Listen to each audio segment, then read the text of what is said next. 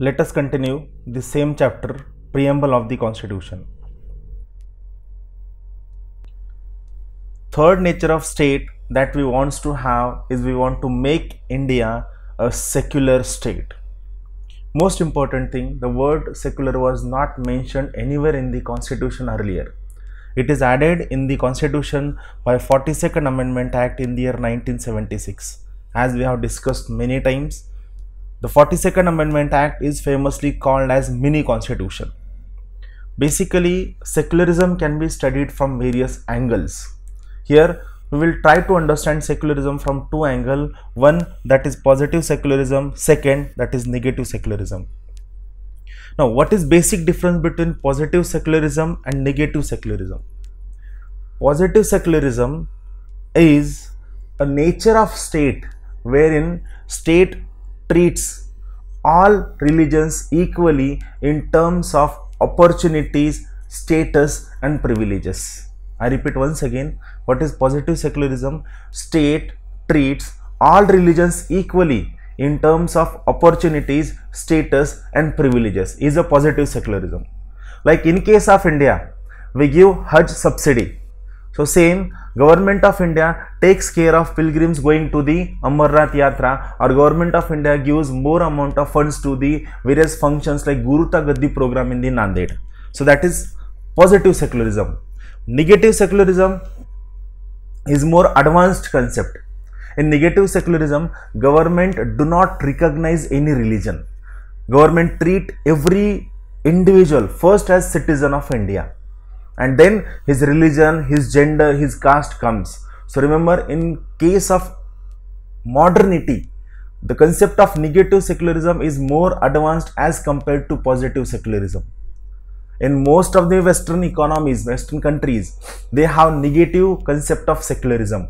Like in England, in Britain, in America, there is negative concept of secularism. In India, we have positive concept of secularism where same status and equal opportunity shall be given to all religions equally. Is a secular state. Now, we want to establish a democratic state. We want to make India a democratic country. Now, we have seen definition of democracy at many places. What is democracy? It is the government of people, by people, for people. This we have seen at many places. The most important thing in case of democracy, which you should remember, is democracy is based on doctrine of popular sovereignty. What is popular sovereignty? Here the word popular does not mean famous. Here word popular means it is related to people. People are sovereign. People are all powerful. People cannot be interfered by anyone while enjoying their democratic choices. So it is based on popular sovereignty. Various kinds of democracies are there. It is not our core concern. Like direct democracy is there, indirect democracy is there. In case of India, we have representative parliamentary democracy. I repeat once again, in case of India, we have representative parliamentary democracy. In case of India, we have indirect democracy. We have indirect democracy. We want to have various kinds of democracy like political democracy, then we want to have social democracy, we want to have economic democracy. These are various dimensions of democracy that our constitution aims at ensuring to the people. Also, we had a choice to choose between parliamentary democracy and presidential democracy. We opted for parliamentary democracy. Why we opted for parliamentary democracy, we will try to study in next few chapters. These are certain devices of direct democracy. Many a time question like match the pair is being asked on this topic, like match the pair. We will try to understand these four words one by one in a very simple manner. First word, that is referendum. Referendum, it is like referring. Like many times we refer something that please take this question and solve this question. It is a refer, to refer someone to refer something. So what is referendum? So it is a procedure where legislative proposal is referred to voters for settlement by their direct route or direct vote. Here the word is direct vote, right? Let us say government wants to take a very important decision which is going to affect entire nation, and government feels that this particular issue which is fundamental, which has a paradigm base, in that case government sends this bill throughout the nation and government takes vote of all people on that bill is referendum. It means government is referring bill to people directly to take their votes. I am not saying opinion, I am using a word vote, because when we use word opinion it goes into the plebiscite. So here remember, here government is referring that bill and taking vote of the people to get legality to that fundamental issue is referendum. So here it is vote. Initiative is a second aspect. It is a method by which people are going to propose a bill. People can propose a bill to legislature for enactment. For example, basically in legislature, law making is the main function of legislature, and all lawmakers like members of parliament have main function to make laws. So law making is the function of parliament, but in case of initiative, people take initiative on their own through various NGOs, various civil society organizations, various pressure groups, various interest groups. They draft a bill, they take a bill and they put this bill in legislature through a particular what we can say member of parliament. The best example of initiative, not directly but in an indirect manner, is Lokpal bill in case of India is an example of initiative. Third, recall. It is right given to voter to call back non-performing representatives. Just as we have seen in case of India, the most of the representatives have a tenure of almost 5 years. We cannot call them back whether they perform or they do not perform. But recall is an option of direct democracy where people have right to call back non-performing representatives. And last one, plebiscite. It is taking opinion of people on a certain fundamental issues. Now here one very small difference which you should remember. In case of referendum, we take vote of the people, whereas in case of plebiscite we take opinion of the people, which must be remembered. Remember the basic difference. In referendum we take vote of the people, in plebiscite we take opinion of the people, right? This must be remembered. Now this is a very famous question UPSC might ask, that identify the feature which manifests democratic character of Indian Constitution. They might give you few options and you have to choose among those options that which options of the preamble reflect that we are democratic country. So here as per preamble there are certain characters which manifest democratic character of Indian Constitution. So they are, first one, it is universal adult franchise. It is given in article 326. In case of election or in case of voting, you have to remember three important facts which I will repeat once again. First is article 325. Article 325 says that there should not be any kind of discrimination in electoral matters while making list of the voters. Second is article 326. It talks about universal adult franchise. And third, very important, is 61st Amendment Act of 1988. Remember, the 61st Amendment Act of 1988, it reduced voting age from 21 years to 18 years. Second, it is rule of law. Third, it is regular and periodic elections. In case of India, elections are held after every 5 years regularly. We have independent judiciary. And third, it is absence of discrimination. So it is democratic nation, democratic characters of Indian Constitution. And we want to establish a republic nation. This is the fifth nature of Indian state that we want to have. We want to make India a republic state. Means what?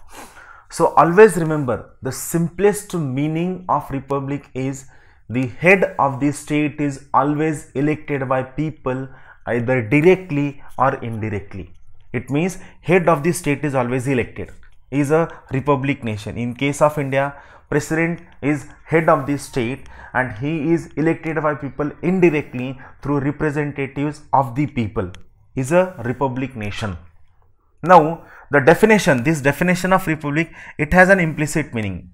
What is that? Since head of the state is elected by people. Now try to understand these linkages. Since head of the state is always elected by people, first thing, In case of India, we have popular sovereignty. That is, people are sovereign. People are supreme in deciding who should be their head. Now, since people are supreme and they can decide who is their head, it means anyone can become head of the state. Why? Because people are supreme and they have right to choose their head, and people can choose anyone. It is not necessary that he should be king, he should be member of any political party, he should be member of a particular family. These are not the compulsions. People have right to choose any person as their head. It means the top office is open for everyone. Remember, top office is open for everyone. Why? Because we have popular sovereignty. So whenever word republic comes, the word republic has two meaning. First is explicit meaning, second is implicit meaning. What is explicit meaning? Head of the state is always elected by people directly or indirectly. What is implicit meaning? It means top office is open for every citizen without any discrimination. So that is republic. Now, till now we have seen four important things. Just a quick look at these slides. We want to establish a nature. What is the nature of state that we are trying to study? So we want to establish a state which is sovereign, which is socialist, which is secular, democratic and republic. We have seen everything. In case of sovereign, we have seen what is sovereign: no internal or external interference. What is socialist? When ownership is in the hands of the society, it is socialist. Socialism, we have seen here, we have seen one very important point. Indian socialism is a blend of Marxian and Gandhian socialism, which is more and more inclined towards Gandhian socialism. Gandhian socialism is a kind of democratic socialism where state act as a facilitator. Remember, state act as a facilitator. Secular, we have seen two kinds of secularism. One is positive, second is negative secularism. And Indian case is a positive secularism where there shall be equal status and equal opportunity to all religions equally. Then we have seen democratic, where people are sovereign, people are supreme, people have right to decide what is good and bad for them. We had seen devices of direct democracy, and we have seen the various manifestations of democratic character. Republic, we have seen explicit and implicit meaning of the word republic. Now, what third thing is being said by preamble is what are ideals before the state. So what are ideals before the state? We want to have four very important things which we want to secure. These four very important things to our citizens. What are the four things? One is justice, second liberty, equality and fraternity. We'll try to understand these three terms in a simpler manner from prelims point of view. First, justice. First thing, we have taken the word justice from Russian Revolution. We have, or we want to have three forms of justice. One is social justice, economic justice, political justice. Very important thing. We make an attempt to secure justice, that is all these three forms of justice, through two important parts of Indian Constitution. One is fundamental right and second is DPSP. Remember one very important thing: fundamental right and DPSP, it forms the philosophical part of Indian Constitution. Remember this thing, very important for your prelims. Fundamental right and DPSP forms philosophical part of Indian Constitution, and the justice is being secured through fundamental rights and DPSP.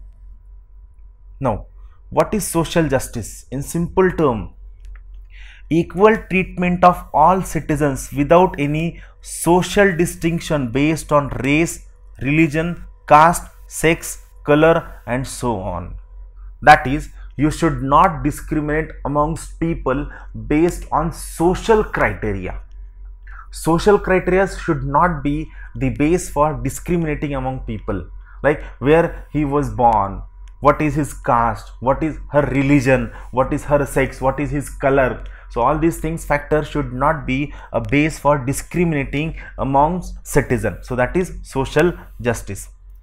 Economic justice, it says again same thing, that there should not be discrimination between people based on economic factors, like rich people are given very good treatment and poor people are given very bad treatment. It should not be the case. Economic factors should not be the base for discrimination amongst the people. Political justice, all citizens should have equal political rights. Very very important thing, all citizens should have equal right to participate in all democratic political processes. That is, to ensuring political rights should be enjoyed by Indian citizens without any discrimination. Again, three important beats which must be remembered.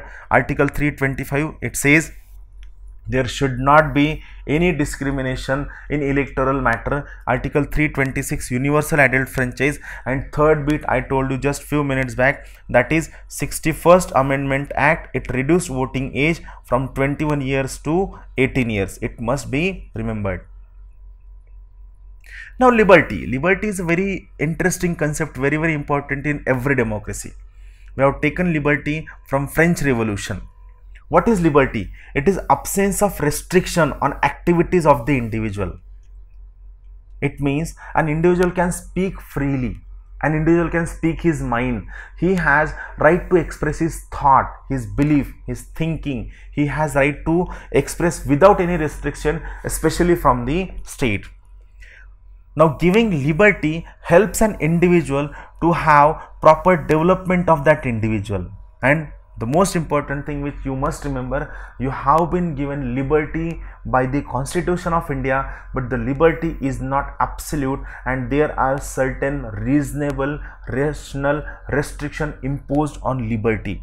So remember, liberty is not absolute and is qualified with certain reasonable restrictions on it. So it is a liberty.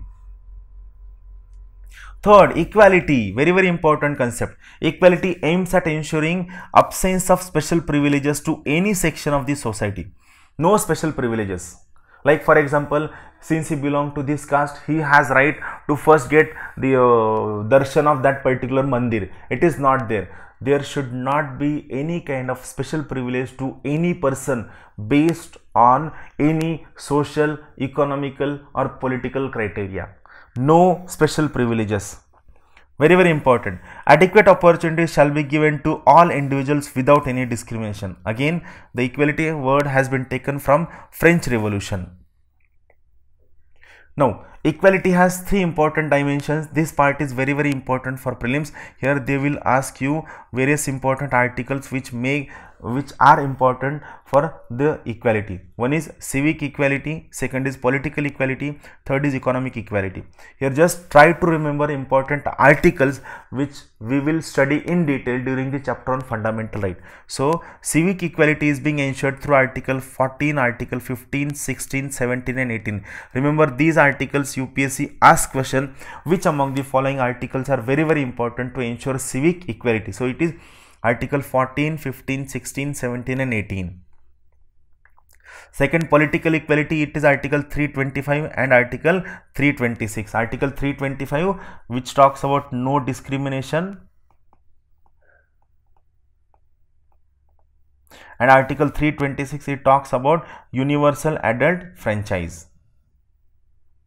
Economic equality, again it is DPSP, that is Directive Principles of State Policy, makes an attempt to ensure economic equality into the nation. DPSP. DPSPs are given in part 4 of the Indian Constitution. It is article 39 which talks about one very very important part which ensures economic equality, which is adequate means of livelihood and equal pay for equal work between men and women. Adequate means of livelihood, it is a sustenance. So it is duty of the government. These are principles of government, that government should make an attempt to provide means of livelihood to the every individual, and while providing means of livelihood, government should not discriminate among men and women.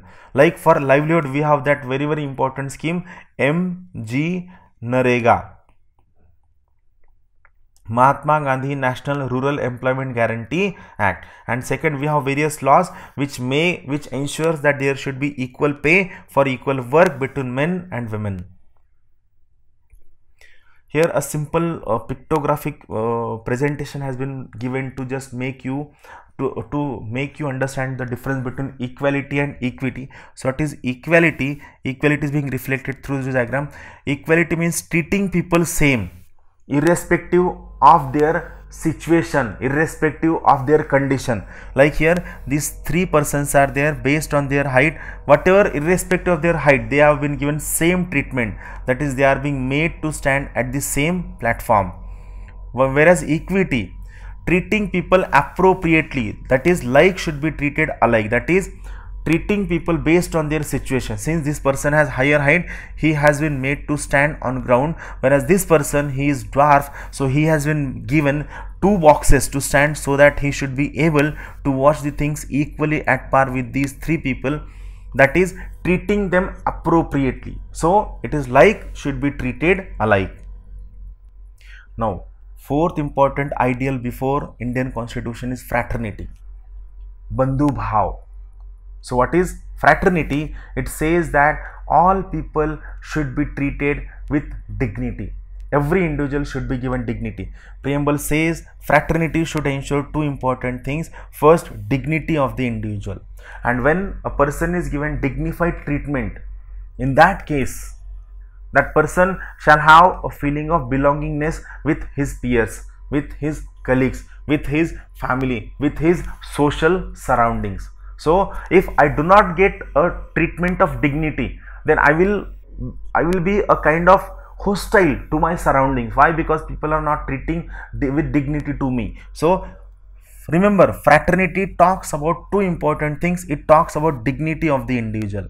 And when every individual is given dignified treatment, it will help in preserving unity, integrity of the nation. So remember, the word dignity has two dimensions. The word fraternity has two dimensions. One, it is dignity of the individual. Second, it is unity and integrity of the nation. So these two things must be remembered very clearly. Now, the classic question, whether preamble is a part of the constitution or not. Why this question came? Here we are not going in deeper analysis. Our main focus is just prelims. So why this question came, whether preamble is a part of the constitution or not? Because constitution was enacted first, and then a legislative proposal to enact preamble was put in the parliament. So remember, constitution and preamble have been passed as two separate pieces of legislation. Two separate acts were passed. One act passed constitution, second act passed preamble. That's why this question was there, whether preamble is a part of the constitution or not. So when this question came before Supreme Court in Berubari Union case of 1960, we will study this case in detail. In Berubari Union case of 1960, Supreme Court narrowly interpreted the things, and Supreme Court said that preamble is not a part of the constitution.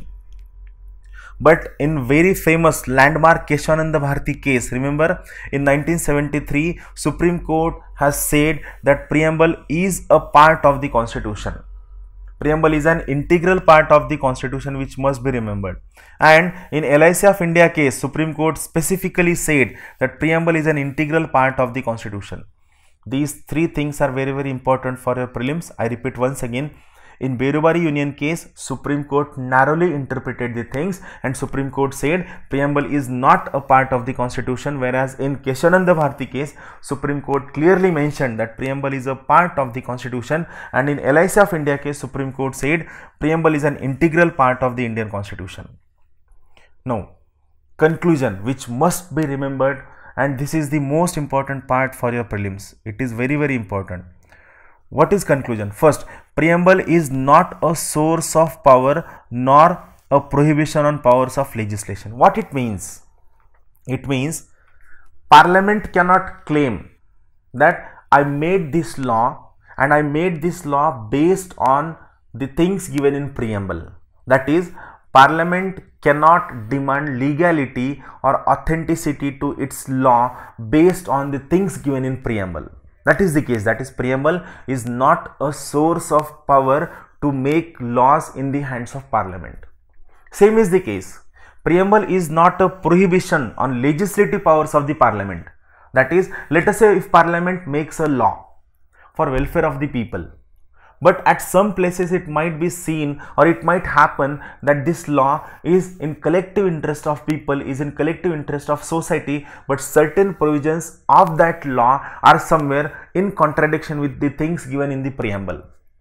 And if question comes that what should be given major advantage, what should have upper hand, so in that case the societal benefit, the national interest or the benefits of the India should outweigh what is given in the preamble. That's why preamble is not a prohibition on the legislative powers of the parliament. Preamble is not a prohibition on legislative power of the parliament. And third, very important thing which you must remember, preamble is non-justiciable. That is, you cannot approach court directly if anything that is given in preamble is not implemented by the state. So remember, preamble is non-justiciable. This is very important from prelims point of view. Remember, preamble is non-justiciable part of the Indian Constitution. Amendability of the preamble. Before that, first thing, we have seen our preamble has been amended once through 42nd Amendment Act 1976. So same is the case. Since we have seen in Keshavananda Bharati case and LIC of India case, preamble is an integral part of the constitution. So same preamble can be amended through Article 368 of the Indian Constitution. So remember, preamble is an amendable part of the Indian Constitution. Preamble is a part of the constitution, so it can be amended. The only thing which you must remember is that amendment should not violate basic structure of the Indian Constitution. What is basic structure? That we are going to study in few lectures, in next few lectures. But here remember, you can amend entire preamble, but the amendment should not violate basic structure of the Indian Constitution. Here remember, the concept of basic structure is a novel concept. It is not there in original constitution. The concept of basic structure is judicial interpretation. It was given by judiciary in Keshavananda Bharati case on 24th of April 1973. That's all from my side. Thank you very much for this entire wonderful series of the lecture. Have a good day. We will keep on visiting for various lectures in coming days. Thank you very much. Have a good day.